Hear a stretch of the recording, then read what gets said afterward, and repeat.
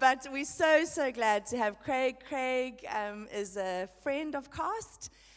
He was the co-founder and CEO of The Warehouse in Cape Town. Now he works for World Vision. But we're really stoked to have you here, Craig. And so we're going to hand over to you. And we are going to dive into Micah this evening. You've already had a little taste of it in the foyer. And so, yeah, Craig, come and lead us this evening, please. That was just some drums. Thank you. There we go. And I should grab my notes. So just for the record, I am very old. No. But even when I was young, I wasn't hip. Renee knew me when I was very young, and she will testify that of the many things I was when I was young, hip wasn't one of them. So it's marvelous to be amongst you, to be up here. I came all the way from Cape Town because I've always been told that KZN weather's better than Cape Town. And I was looking forward to warmth and blue skies. And look at what I brought. My apologies.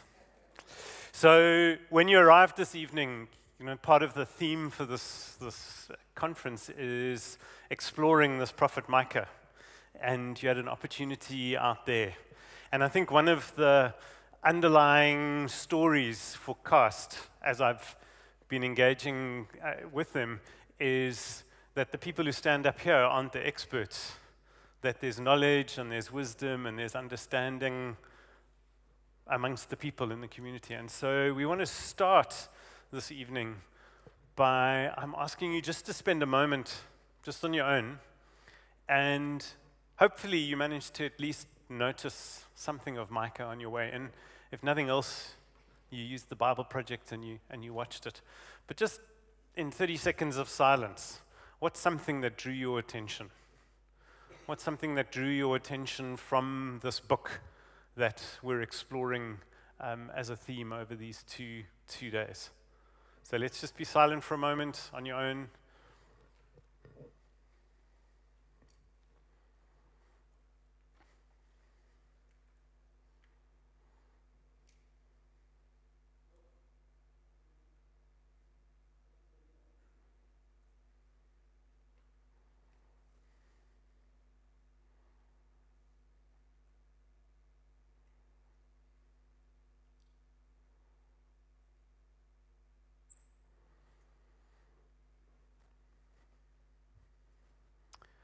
Now I'm going to ask you to turn to someone nearby you and just tell them, this is what I noticed.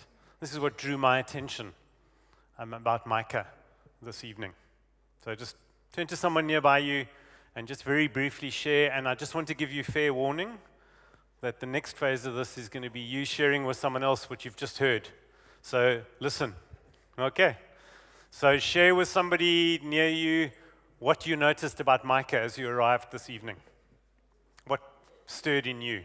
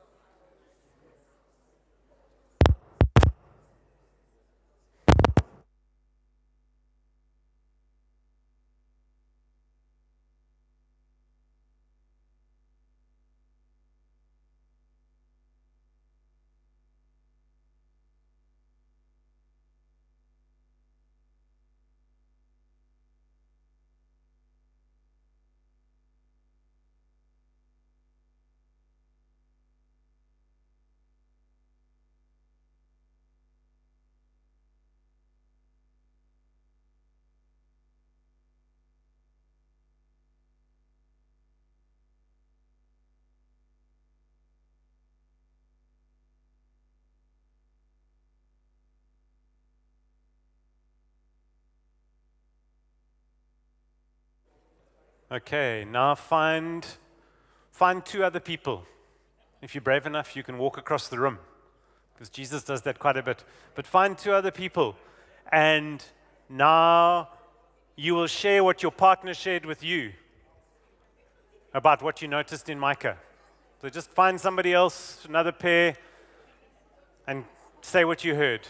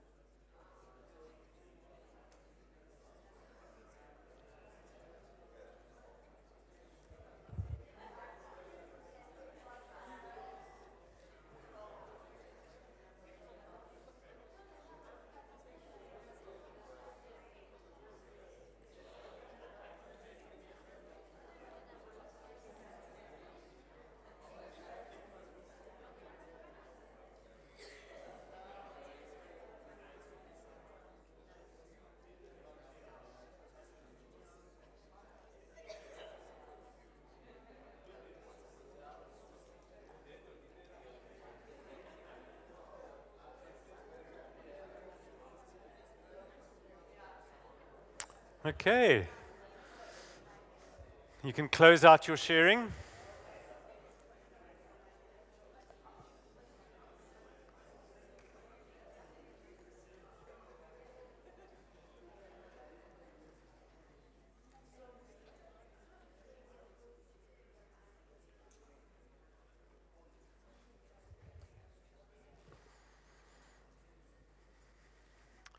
I was born in the foothills, a few hours southwest of the capital city. I grew up amongst olive groves with goats that wandered around in the early morning, the smell of goat stew eaten with family, the awareness of dry, sandy soil, and the hope for rain. I'm from the village of Morsheth, a small town. I'm a son of Abraham, I'm a son of Judah, I'm a son of Jeremiah. My dad is a farmer, and that's the life that I have. Amongst the goats, the rhythms of planting and harvesting, of praying to God for rain and for the hope of fruitfulness. That's where I'm from. Our land is a shadow of the hopes that my ancestors had. There was a time when we were an enslaved people, and God moved in miraculous ways and brought redemption to our people, freed us from the yoke of slavery, redeemed us, and took us out of the land of oppression and into this place we had yearned for generations. We told each other stories of God's miraculous journey and God's miraculous work in our lives. And we saw the establishment of this place we knew as the promised land. Stories of milk and honey. The new nation, the new place. My ancestor David extended our borders, and we saw fruitfulness and peace in the land. I'm told that in those days, each man had his own fig tree. Each man had his own vine. Each man could enjoy the fruit of his labor. Each man could build a house and live in it. But we're a shadow of that now. The kings after David successively went their own way. And so these hopes and these dreams that we had for our place dissipated like the afternoon dust. And now we live in the pain and the yearning of what could be, what should be, and yet what is awful. We have a small plot of land. We're in Morsheth. And for a long time as I was growing up, the local leader, the local representative of the king would come to us and say, Give me some of the fruit of your land, give me some money, and I won't impose the taxes on you. I'll do what needs to get done. And the priest would say, this is what the Lord requires of you. Obey the leaders and authorities. Pay those taxes that are due. This is what the Lord requires of you. And so each year we would work hard and we would do that. And we would pay a little bit over so that we could sustain ourselves. But then we had some bad years where we couldn't pay the bribe. And slowly the pieces of our land disappeared into the hands of the wealthy around us. Slowly we lost our capacity to do stuff. And then the king decided to go to war to the people to the north. And so soldiers came through our town at once. And they took our plows because they needed to turn them into swords. And so we lost the capacity to farm for a few seasons because all of our metal had gone and was beaten into swords. All of our plows turned into weapons of war. Our land is a shadow of the place we yearned for it to be. And in that season, in that time where I watched everything disappear and I listened to the stories that were told around the fire, about who God is, who had redeemed us and what he does, and I would lie awake at night saying, surely this is not what God requires of me.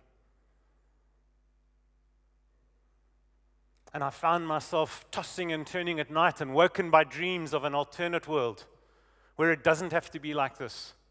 Felt myself thinking about King Hezekiah and the things he was doing and not doing, and wishing, burning in my bones to go and speak to him. And my parents would say, no, that's not the place of a young village boy from Morsheth. That's not what the Lord requires of a young boy from Morsheth.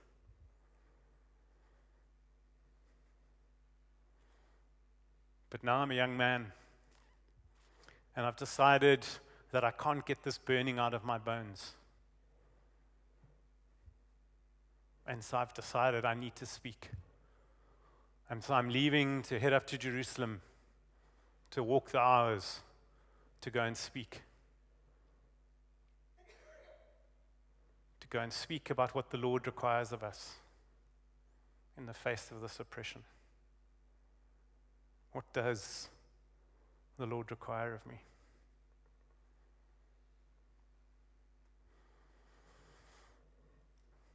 In case it's not clear, it was me pretending to be a little bit of Micah. I made up some portions of the story, and some of you might recognize where I took some of the pieces from. But I found it helpful as I've been preparing to kind of get into the skin. Because Micah writes about some very specific stuff. Micah is living in the land of Judah. Judah was one part of what used to be the kingdom of Israel that David ruled over. And I think many of you will know that David dies and Solomon becomes king, and very shortly after Solomon dies, the kingdom is split. And 2 of the tribes and clans stay and become the kingdom of Judah, and the other 10 become Israel, and they locate themselves around Samaria. That's where we're in. We've got the kingdom of Israel and the kingdom of Judah. Israel around Samaria, Judah around Jerusalem. 2 kings, often warring, both regularly getting it wrong, generation after generation. Ultimately, we'll go off into exile. That the call of the prophets on the kings falls on deaf ears. And ultimately, they go off into exile, only to have some return. But Micah exists as a young man growing up in a small farming village. He's not close to the center of power. As best we know, Morsheth is a good distance away from the capital city, from Jerusalem. He's a long way from the seat of power. He's just a farmer's kid. He's not like Isaiah, who could wander around with kings. And yet we have these words, thousands of years later, speaking to us today. And as I've sat with this person, whose words are familiar, we know the words: walk humbly, love mercy, act justly. I've been interested to read some of the things and think about our own land, which is a place of broken promises, our own land, which is a shadow of the yearning we all had and have for it. And I think about in Micah chapter 2, verses 1 and 2. Micah writes about, you covet other people's lands. He's writing to the rulers, and he says, you covet other people's lands, and so you find ways of stealing them. You defraud people, and you take away their homes, and you remove their inheritance. It's a very specific accusation. Do you know that 5 or so years ago, there was a case that a lawyer friend of mine fought ultimately in the Constitutional Court, where a group of leaders in a town in the Karoo colluded to steal and defraud people of their RDP houses. They set up a small debt collecting scheme that gave people small loans to buy food and to do things like that during the Christmas season and throughout the year. And so people started getting small debts with them, just in the thousands of rands. For many of those people, that was still a very large sum of money. And then when they defaulted, the people running the company had a relationship with the magistrate. And the magistrate attached their houses as a security against the debt. And then those houses were put up for auction to sell so that the debt could be repaid. And then they also had a relationship with a local estate agent who snapped up the houses at bargain prices, much less than the houses were worth.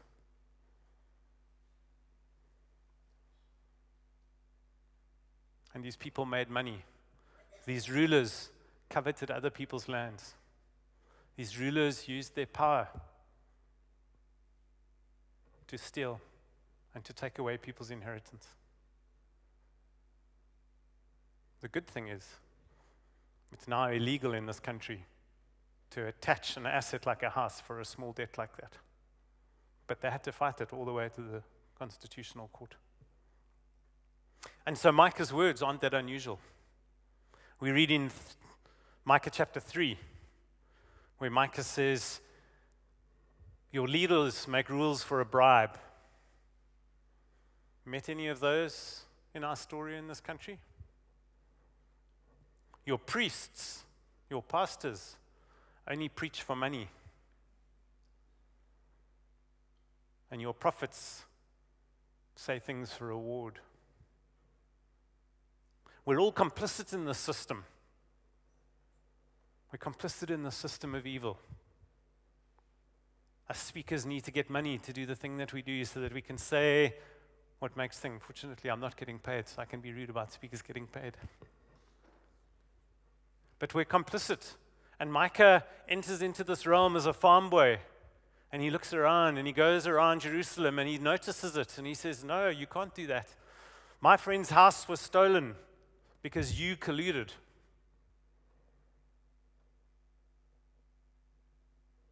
And I do wonder whether his plow was once taken to turn into swords. And I wonder if that was in his mind when he declares one day swords will be beaten into plowshares because we won't go to war. He imagines this alternate reality. And it's part of the work of the prophet to imagine the future, as Renee invited us into. It's also the role of the prophet to name the reality. To say this is not what God intended. To speak to the rulers, to speak to the powerful, to name what is wrong. And the prophets speak to the rulers and the government, but they also speak to the prophets and the priests. And many of us here are the prophets and the priests. And so we need to hear that these prophecies and these words are not just spoken to the corrupt government or the corrupt business.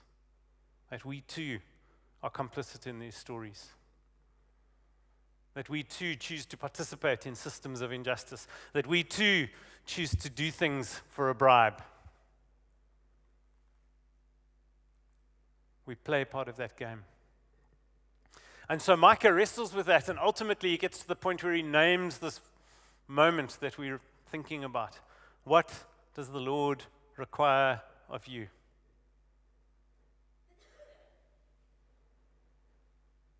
When I was a young man, I was growing up in apartheid.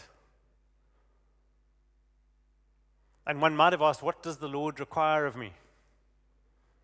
And maybe it would have been play a role in fighting against apartheid and bringing it to an end. Lots of good leadership literature talks about that, like have a goal, smart, know where you want to go, know the time you want to do it. And so we saw this miracle that we were working for up until 1993, 94. We saw the end of the law of apartheid. But what we've discovered in the last 30 years is that though we killed the law of apartheid, the spirit of apartheid remained. That though the law went out the door, everything that the spirit had imagined continued to go. The city where I come from, when they planned the city, the apartheid people planned the city, they said, let's do this well enough. Literally, one of the town planners said this, let's do this well enough that even if they change the law, they won't be able to break this imagination. And so far, they're right. So far, if we look at race and economic demographics in the city of Cape Town as a whole, we are more or less exactly where we were in the 1970s.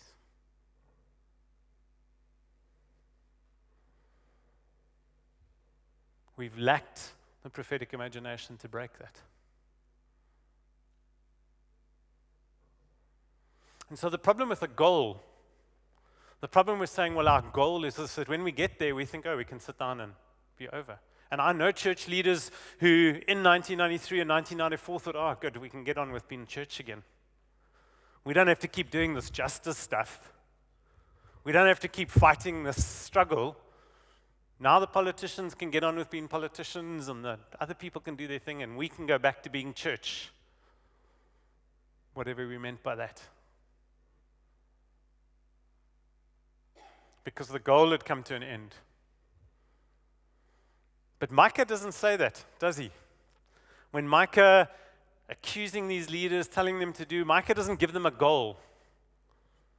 Micah tells them to act, to love, to walk, to do mercy, justice, and humility. He gives them a practice to live out through their lives, not a goal to finish to please God. Because I think Micah knew, or certainly God knows, that injustice is a little bit like the mold in my bedroom. It just keeps coming back. Every winter, I scrub and I spray Jick and I mess up my clothes and I get rid of the mold and I think, yeah, it's done. And through the course of the year, the mold comes back again. Starts in a little corner. I ignore it for a while and suddenly there's a wall that's black because I left a bookcase there and now there's mold everywhere again. And injustice and oppressive empires have a way of coming back. There's a reason that the words of Micah still sound true thousands of years later. Thousands of years later, we can recognize the story of South Africa and the story of the world in our own lives. Because until the fullness of God's kingdom comes, until we see the fullness of God's kingdom coming in all its glory and Jesus as Lord and Savior of all, until we see that, we are always working against the forces of darkness and evil in the world. We are going to keep doing that until I die. There will be moments of victory. There will be moments when I know that we've fought against the thing, but that will always, the empires will find a way. Evil people will see a field and covet it. Powerful people will see steel and turn it into a weapon. People will use their power to use resources to oppress others and enslave them, to make themselves wealthy. And into that, Micah says, what does the Lord require of you? What does the Lord require of you but to act justly, to love mercy, to walk humbly? When I was in high school, I thought I was the science guy, mostly because my dad was a scientist. So my dad does mathematics that makes your brain explode. You know, as kids, we all knew, don't ask Dad for maths help. Okay? Because, he knew everything there was to know and more about mathematics. And so if you asked him, you would get this huge amount of answer. As an older, wiser person now, I regret that I didn't ask him more. Because, wow, what a privilege. And so I thought, well, I'm the science guy. I was like, I wasn't so great on maths, but I'll do biology. And as I've got older, I've discovered that I quite enjoy language and I quite enjoy writing. And so in the recent year or so, I thought I'd like to write more. Not necessarily for anyone, but I would like to write more. And maybe I should have a goal. Maybe I should write a paper or a poem or a blog or something. And I recently started talking to a friend of mine. And she's a journalist. She's a writing coach. And she said, yes, I think I would love to see you write more. And I said, great, let's have a goal. And she said, it won't help you. You need a practice. And by that, she didn't mean that you need to go and practice it to get better. She said you need a habit, a thing that you do every day. That if you fall into the habit, into the practice of writing every day, you will start writing and you will get better. And you will do the thing that you're wanting to do. And so right now, she very kindly has offered to help me with that. And so right now, we've agreed that over the next 3 months, she sends me something to do every day. I've committed that I'll spend some time writing every day, and she sends me a thing to do because I don't know where to start. But what she's committed to doing is helping me build the practice of writing so that then the other stuff will happen. And I think there's a little bit of that in Micah here, that what he's doing is recognizing that consciously or unconsciously, he's recognizing that this injustice is going to be around for generations. And so we can't just have a goal. We can't just have a goal to end hunger in our community, to build 100 houses in our community, to employ 50 people. Don't hear me that those are bad. Those are great. But if that's the only thing driving us, if that's the only thing that we think is the work that we've got to do, then when we get there, it's done. I can get on with my life. And yet over and over again in the history of the world, we see that good systems become bad systems. That powerful people and wealthy people seek to get more and more and more and more and more, and they do so at the expense of those who don't have. Some of us had our hearts and minds rattled a little bit this afternoon because we read a little bit about the story of Joseph.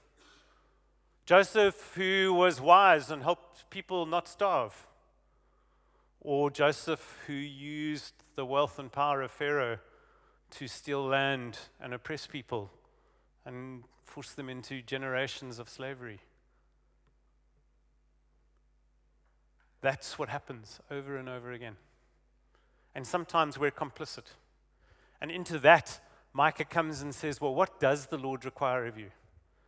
And as we think of Ibandla Malivuke and we think about this weekend, what does the Lord require of you?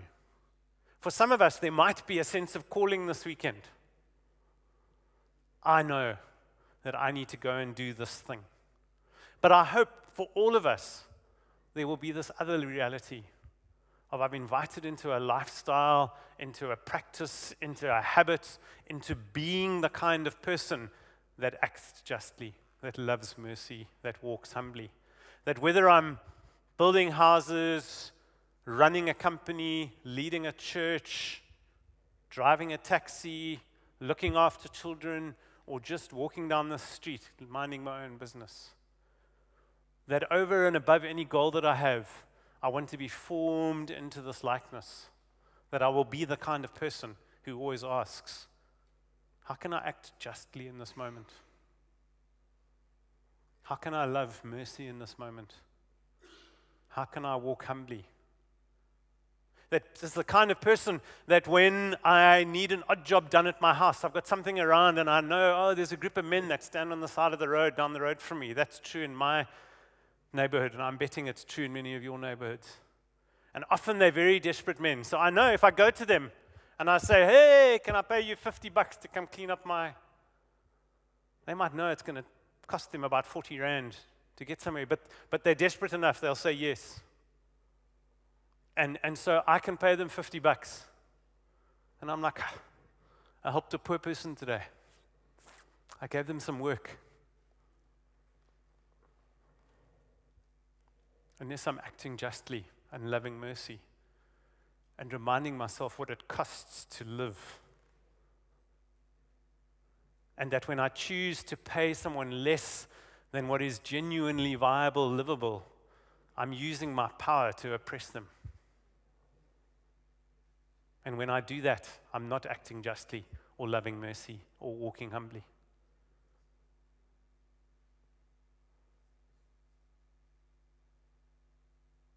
And that's true in our businesses, in our NGOs, in our churches, how we pay, who we pay, what we pay. And it's difficult. But we're invited into this practice. That for me is this call of Micah. It's not, are you going to go out and solve unemployment or solve hunger or solve housing or solve homelessness? All of those are really good things. And if you get it right, I will be there at the party to come celebrate with you. But more than that, we need to be a people who know that even when that happens, the call to be like God, to walk in the ways of Christ, is still there. And so I want to pivot a little bit when Renee said this morning, I'm not going to deal very much with Micah because Craig can deal with that tonight. I was like, Because in all my preparation, God kept taking me to Jesus. So I've spent a little bit of time dwelling in Micah just to make up for Renee's promise. But I do think that what we anticipate in the Old Testament is Christ. And that's the person we're called to follow. And as Christians, the person who we're called to do what Jesus did. Perhaps more than believe in Jesus. That we are called to do what Jesus did. That's who we need to look to for what it might look like to act justly, walk humbly, and love mercy. I keep worrying that I'm going to get those wrong. And so I just want to suggest a few ways in which I think in my experience, and so these entirely are my reflections. I hope they're helpful. I'm not presenting them as gospel truth to be followed in every circumstance, everywhere. They're the reflections of someone who's spent a fair portion of his adult life trying to work out, what does it mean for me to do this? Getting it wrong along the way quite regularly, and still learning. But as I think about what it means to do this is how I'm inspired by Jesus. And I thought I would just share some of those as one of the ways we can live it out in seeing the life of Jesus. And the first thing about Jesus is that Jesus' social location, the people he hangs out with and the people who he is identified with, are not the people of power. We see regularly that Jesus gets called what? Friend of sinners. Over and over again in the Gospels. Jesus, he's the one that hangs out with those people who drink and smoke and hang out at the shebeen. He's not the Holy One. He's a man of ill repute. He lets women of ill repute come and wash his feet in public. He's a friend of sinners. His disciples come from all over. Some of them are evil oppressors. Some of them are liberation fighters. Almost none of them are religiously respectable or powerful. Jesus' social location is amongst those who are vulnerable and without power. It's not that he dismisses the powerful. He still engages. He engages with them, sometimes with forceful prophetic and sometimes with loving care and friendship. But his location, the place that he's identified with, are these people. In Luke chapter 8, we read the story of the woman with an issue of blood. You familiar with the story? Jesus has been across the lake in the region of the Gerasenes, and he's returned. And as he gets out of the boat in Luke chapter 8, he gets met by a synagogue ruler, someone powerful. And if he's a man, a ministry man, he's like, this is good. I've run an NGO before. When the powerful people come, you think, time to get a name into my newsletter. Take a photo. Make sure it's up there on social media. Maybe I can hit them up. We would never say hit them up. Get them to pray about giving a donation to my ministry. Okay, we're aware of who's powerful in the room. We're aware of who's got money. I've done that. Maybe you don't. But when I was in an NGO, I was like, who's in the room? Who do I need to go talk to? Who do I make sure I don't leave without saying hello to them, nodding to them? And I'm embarrassed to say that I made sure I said hello to the powerful and the rich. It was often my choice. So there, Jesus is building a ministry. He's a young religious leader. He's building a ministry. He's doing stuff. He's got a following. And the synagogue ruler comes to him. And the synagogue ruler's got a problem. He's got a child who's very ill and who's dying. And Jesus says, yeah, let me come along with you. And as they're walking, he stops because someone has touched him. A woman who everybody in the village knows has had a problem with bleeding for a very long time. A woman who's dirty, unclean. If you touch her, you probably can't go to temple on Saturday. And we read in Luke chapter 8 that Jesus stops and a theologian, Christina Cleveland, I was listening to once, and she spoke about noticing, I think this was the first time I heard it referenced in this way, was that Jesus stops and listens to her whole story. Her whole story. Alongside of him is a very powerful man whose child is dying, and Jesus has stopped to listen to the whole story of a woman who's been excluded and isolated.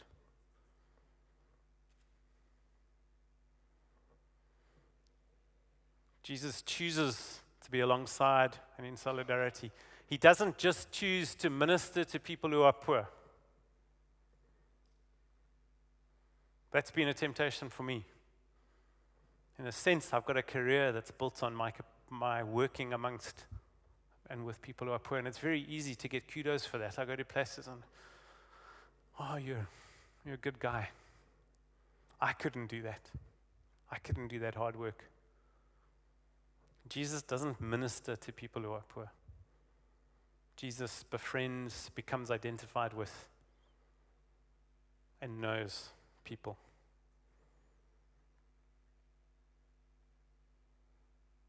Guterres, one of the Latin American bishops, says, you tell me you've got a heart for the poor. Can you tell me her name? Can you tell me her name?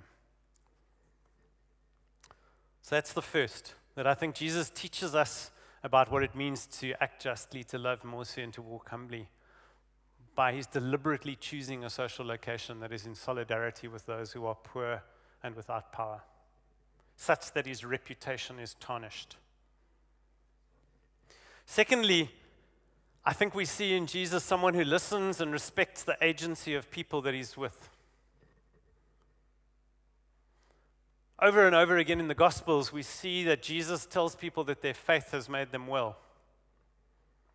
Almost always, those people are people who the religious rulers at the time say shouldn't be anywhere near Jesus. For them to even get to Jesus, they've had to overcome all sorts of religious taboo, all sorts of social prejudice, all sorts of hierarchy and power that's told them to stay far away from Jesus.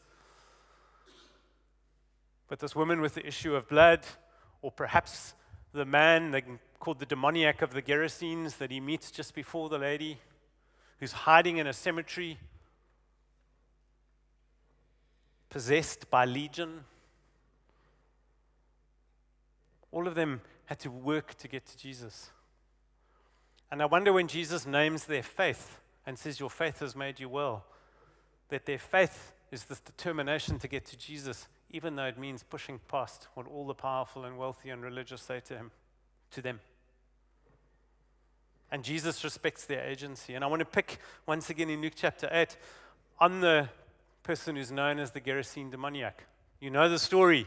He comes to Jesus, there's a bit of an argument or discussion because the demon doesn't want to go out, and the demon names themselves as Legion in a country occupied by Roman soldiers who are organized as legions.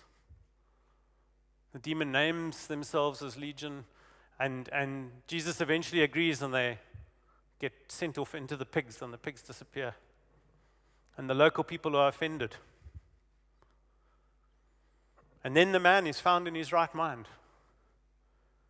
And he says to Jesus, please, can I follow you?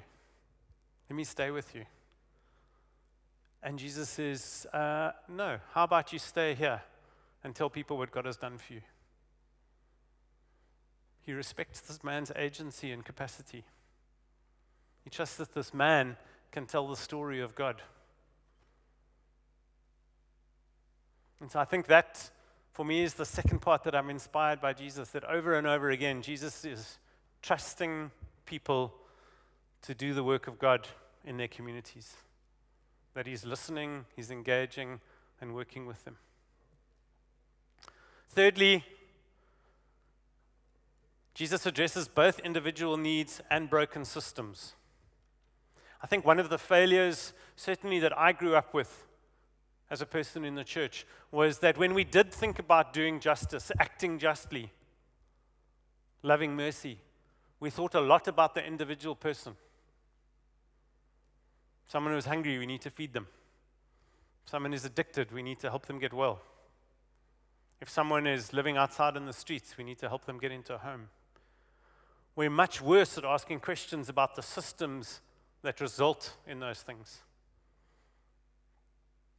So in my neighborhood in Cape Town, there are people who live outside on the streets. And very often my neighbors, the ones who live in houses, are outraged and they just want them gone because we want to feel comfortable and unthreatened. But what they don't ask is the question of why are they here? Why are they on the street? What is the system that keeps this going over and over again? What is the system that I'm complicit in? The wage that I pay to the kid's mother, such that she can't sustain life, such that he ends up in a gang, such that he leaves so that he can be safe, and that the streets of Mowbray are safer than the house in Manenberg. Yet we're bad at doing that. And I think a fundamental part of acting justly and loving mercy and walking humbly is being willing to see the individual and love the individual and recognize that there's a system of oppression and being conscious of them both. And I think in Luke chapter 6, there's an interesting story which is repeated fairly often, which is a moment when Jesus heals on the Sabbath. I don't think Jesus heals on the Sabbath by accident. I think Jesus is being deliberately provocative of a system. I think he sees the person with their need, with their hand. But I imagine he could have healed them on Monday, Tuesday, Wednesday, Thursday, Friday. And yet there's a system in play that keeps people broken and oppressed. And so Jesus chooses to heal on the Sabbath because he confronts the unjust system whilst also addressing the individual. And I think for us as followers of Jesus, we need to be thinking about that. Many, many people did lots of really good, merciful works during apartheid and didn't stop to think about the evil that was driving it. We send food to places, we do things, and we don't ask questions about the system that is part of it, the system that is embedded in sin and demonic structures. And we see in Jesus someone willing to do both. And we need to be doing that work, and it takes work. So those three things I think are cornerstones of being able to do this. Where is your social location, and who are you identified with? Who do you choose to notice when you walk into the room? Where do you spend your time? Secondly, the capacity to listen and to see the humanity and human dignity and agency and God-given identity in every single person. And thirdly, the recognition that we deal with individuals and with systems as we do this work. I think Jesus teaches us all those things. And then I think there are two others that I want to point out to. Because we want to note that if Micah didn't get it right, and Jesus didn't get it right in his lifetime, to bring an end to an injustice, I hate to break it to you. We probably won't either.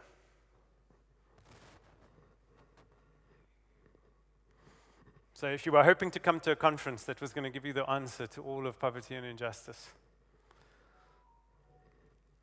I tell you, in this work that we get called to, there's really good moments.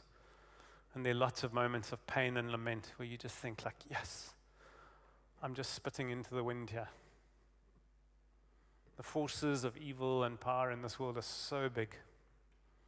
So there are two things that I also think Jesus teaches us that are critical to this walk. The one is to learn to rest. The one is to learn to rest. We see it in Jesus. Mark chapter 1. Jesus goes to a solitary place. Matthew 14, Jesus withdraws. Over and over again, we read, you know the stories, that Jesus withdrew, that Jesus prayed, that Jesus did stuff. Renee has often said that we need to recognize that we're in a marathon and not a sprint. And it's probably an ultra marathon. And that one of the things that you do between those two is that in a marathon you breathe differently to a sprint. We need to learn to breathe. You need to learn to rest. There's a reason in Scripture we say in repentance and rest is your salvation. Too many people doing the work we do burn out after a few years because we think the goal is to end unemployment or to end homelessness. And we build entire NGOs promising people that if you give us enough money, we'll do that. We'll give you a model that is scalable and replicable and we'll bring it to an end. And we work very hard to do that. And we die doing it. We need to learn to rest. Jesus did it. We need to do it. It's a critical part of what it means to do those three things. And lastly, Jesus didn't do it alone. He built community.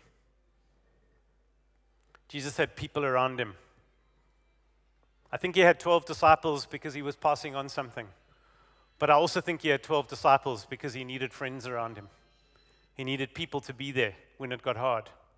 And it wasn't just the 12 disciples. We read, there's these hints that Lazarus and Mary and Martha were a family in a household that he went to regularly to withdraw, to be with. They were his mates away from the hustle and bustle of doing ministry. We need a people. Some of my people are in this room. Renee's been my people for a longer time than we care to admit. And part of that is loving and caring for each other. Part of that is enjoying good meals and laughing loudly. And part of that is people who are willing to say, you're colluding with injustice and sin. For me as a white man in South Africa, in this world, I need friends who love me but don't like my whiteness and my patriarchy and are willing to tell me so. And I have friends like that. And sometimes it's like desperately uncomfortable. But I know that they love me.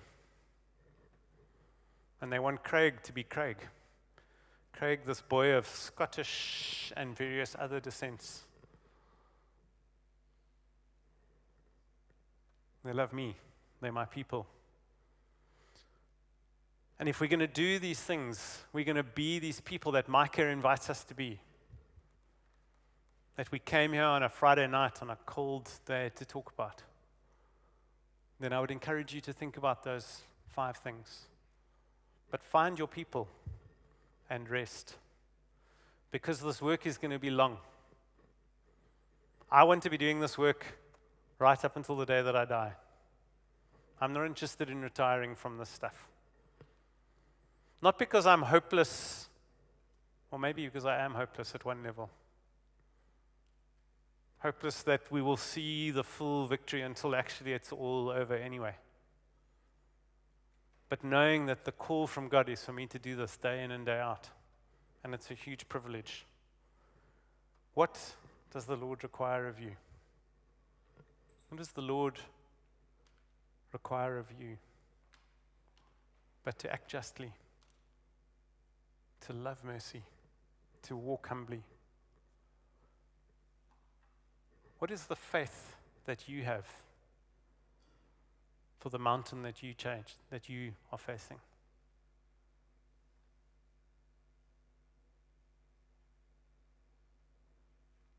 Because the faith the Lord has given you is enough to move a mountain. And that would be my final encouragement as we do this is that we are going to face these things for a long time. Some of us here are burdened and torn up by hunger. Some of us are burdened and torn up by violence and crime. Some by housing, some by homelessness, some by unemployment, some by just the whole injustice of it all. And can we just burn it down and start again? I've got friends for whom that's true. Those things are big mountains. Big mountains. And I used to think that I needed to get enough faith to take them on. That faith was something out there that I needed to receive. And I had a friend who asked me the question and said, what's the faith that God's given you? Because that's the faith He's given you to do the work that He's asked you to do.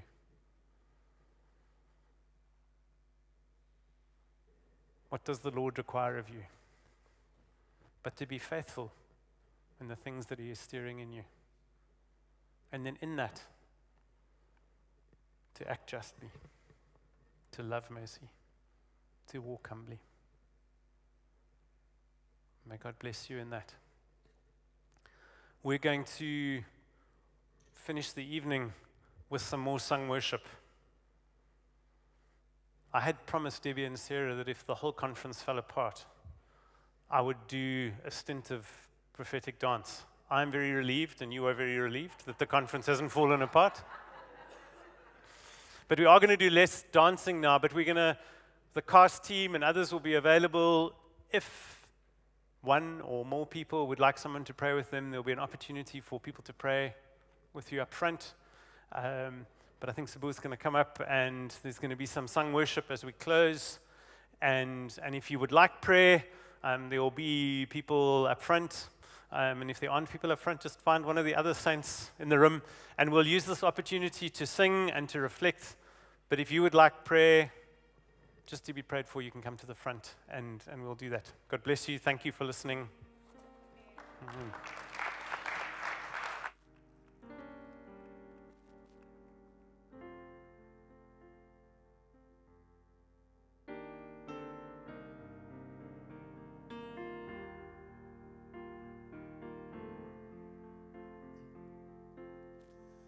I surrender all to you. Everything I give to you, withholding nothing, withholding nothing, withholding nothing, withholding nothing.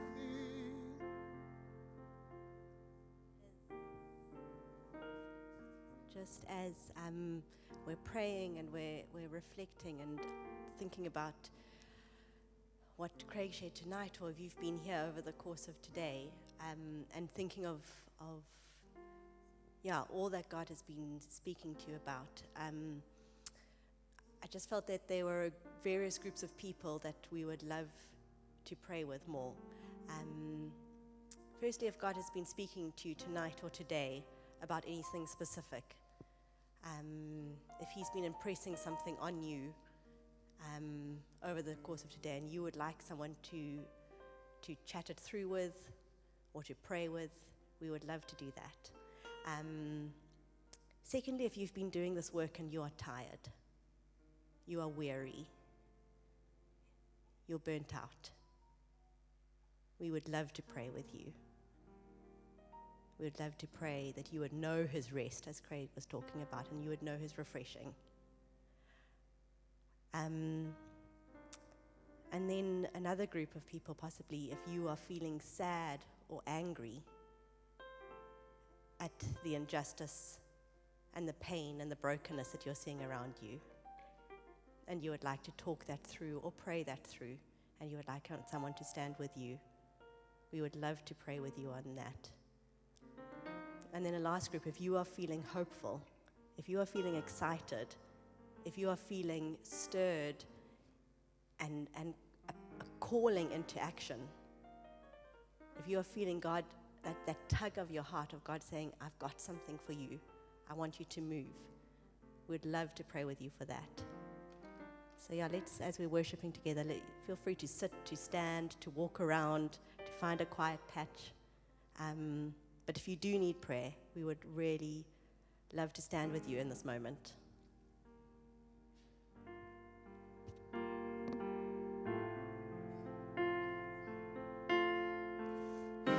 I surrender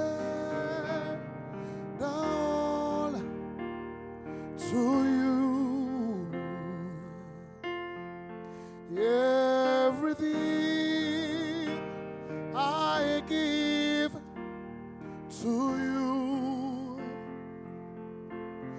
withholding nothing, withholding nothing, I surrender to now, yeah. Everything, Lord, I give, yes, yes. I give to you, withholding nothing, withholding nothing, withholding nothing, withholding nothing, withholding nothing, yeah,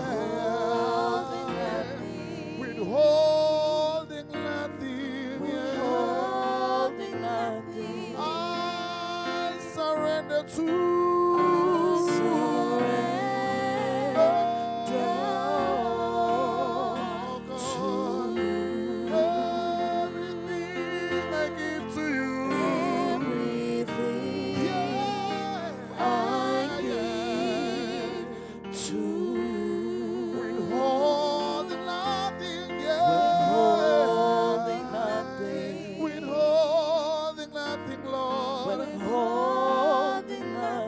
Withholding nothing, withholding nothing, withholding nothing, withholding nothing. I surrender to you. Yeah, everything I give, everything. Yes, I give to you, Jesus. All of me, withholding nothing, withholding nothing, withholding nothing, withholding nothing, withholding nothing, withholding nothing, withholding nothing, withholding nothing, withholding nothing, withholding nothing, withholding nothing, withholding nothing, withholding nothing, withholding nothing, withholding nothing. I give you all of me, all of me. I give you all of me, Lord, yeah. All of me. You can use me, Jesus. You can use me, Lord, yeah.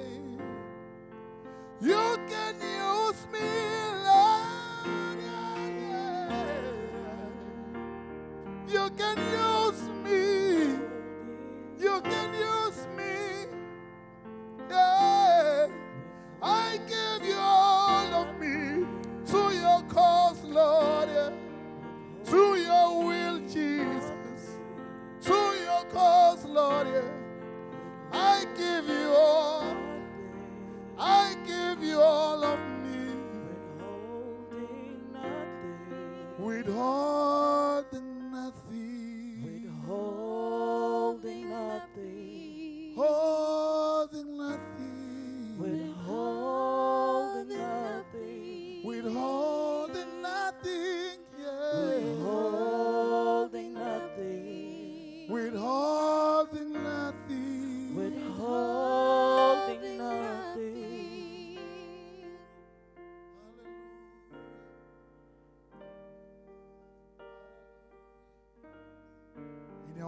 words and in your own voices.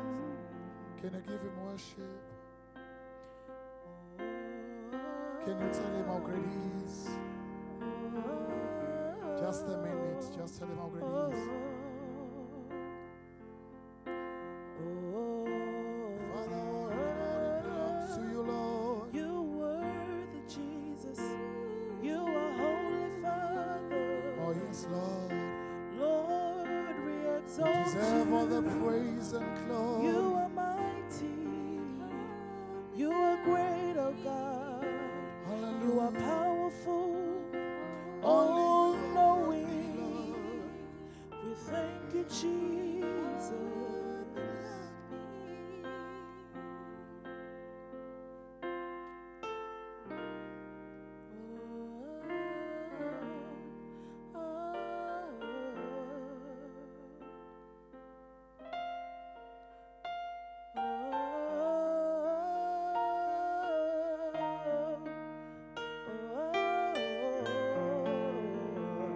Can we thank the Lord? Hallelujah. We give you praise.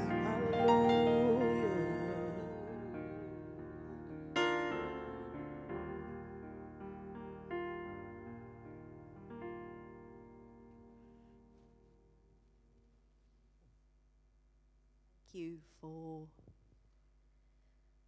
your presence.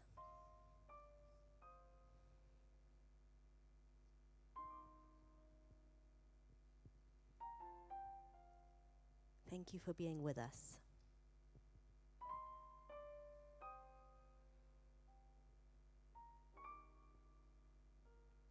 Thank you for being the Jesus who walked the dusty streets. The Jesus who went to the paces of pain and the paces of brokenness.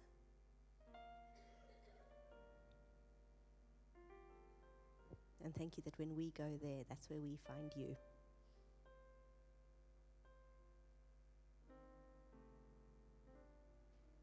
That you are in the midst.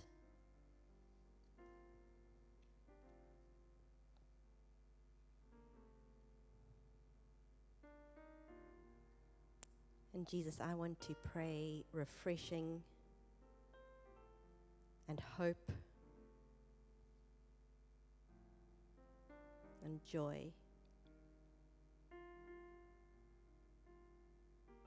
into all of our hearts as we think about these issues, as we think about our response, as we think about what it is that the Lord requires of us, as we think about what it is that you require of us.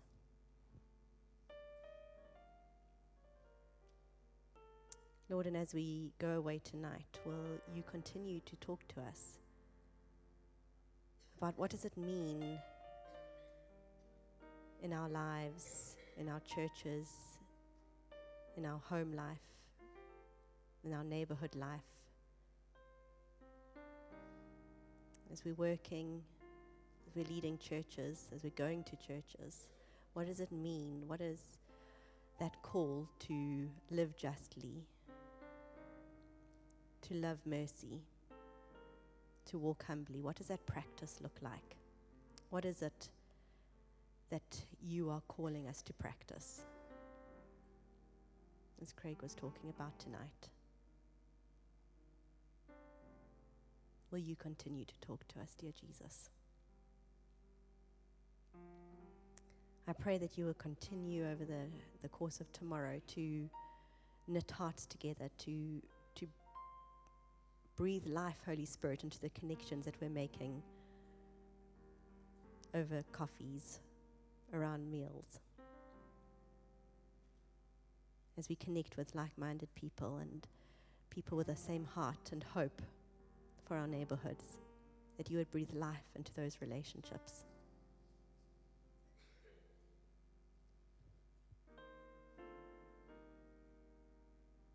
Now as we go away tonight, Lord, I pray for rest, I pray for sleep, I pray for dreams that are filled with life and hope. Amen. We're going to carry on for a little bit of just, there'll be worship here. We're not going to officially end, but we are finished. So you are welcome to head on home. We'll be hanging around a bit more, so if you want to chat, if you want to just keep singing for a bit, you're welcome to do that. But yeah, go and drive safely and sleep well, and come and join us again tomorrow. We're looking forward to another fun day.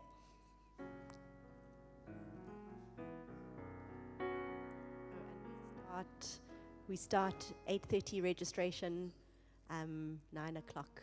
The first speaker